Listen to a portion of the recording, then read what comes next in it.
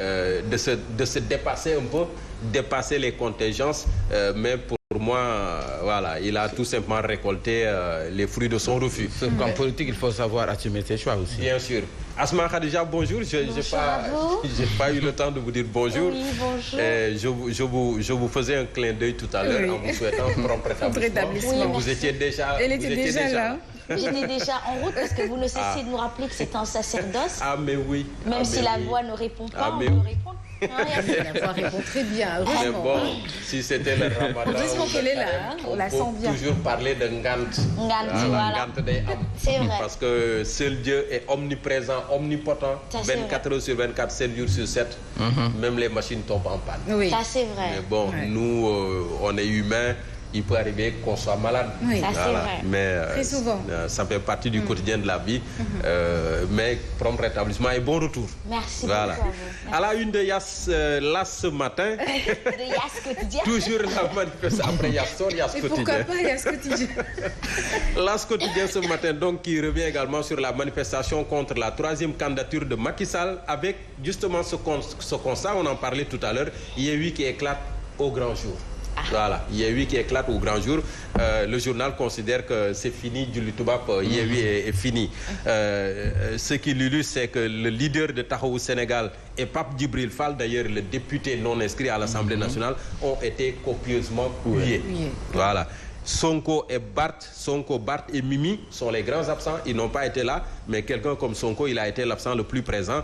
Khalifa Sall qui déclare aux militants du PASTEF: ce que vous faites ne m'impressionne guère. Ben instant, donc tu sens qu'il en avait assez. Il a essayé de se contenir, de contenir sa colère, mais finalement il laisse éclater voilà, son amertume. Ce que vous faites ne m'impressionne guère. Alors, il y a également El Hadj Amidou Kassé, ministre conseiller de Macky Sall. Donc il est membre de l'APR, qui estime que Macky Sall n'est pas un diable. El Hadj Amidou Kassé. Mën nañ ko xool lu ne. waaye vraiment du njuuma. Waaw, c'est un peu ça. Voilà. Selon lui, bien sûr. Selon certains. C'est Macky Sall n'est pas un diable. Voilà. C'est le militant qui parle. Après, il n'a pas de cornes non plus. Hein. Le diable a des cornes. Bon, un diable en politique, bon, on verra bien. Keur Massar avec également cette information à la une de l'AS, un militaire et un agent de Dakar Dem Dikk qui se font passer pour des gendarmes et qui raquettent des belles de nuit. Ça, c'est peut-être une histoire qui va intéresser Mbaye et son équipe de deux. Alors, on va terminer rapidement avec Sud Quotidien ce matin qui parle de la méga mobilisation à la place de la Nation vendredi, c'était hier, avec le F24 qui avertit Macky Sall. Le F24 qui avertit Macky Sall, mais le journal qui fait quand même remarquer que la troisième candidature de Macky Sall, vouée aux gémonies, Khalifa Sall et Pape Djibril Fall, conspués. Donc, c'est deux leaders qui ont fait les frais de leur position. Peut-être Khalifa Sall, on peut comprendre un peu, parce qu'il a pris position pour un dialogue avec le camp du pouvoir. Pape Djibril Fall, on lui reproche encore ses positions à l'Assemblée nationale. Il n'est pas forcément avec l'opposition sur certaines questions, tout comme il n'est pas avec le pouvoir. Donc lui, il est au centre et parfois sa position dérange un peu certains acteurs de l'opposition. Et c'est la seconde fois d'ailleurs qu'il est hué à la place de la Nation. La première fois, il est non aligné, non inscrit plutôt à l'Assemblée nationale.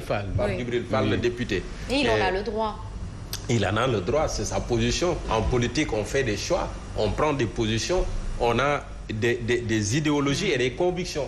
Mais la forme de la bonne et la vraie politique, pourquoi on ne la respecte pas comme il faut? C'est-à-dire l'art de bien gérer les affaires de la surtout société. le choix de tout un chacun qui peut être différent d'une autre, mais qui peut contribuer au nôtre. Oui, parce que la politique, c'est des contradictions. Mais il faut savoir accepter ces contradictions pour justement pouvoir avancer.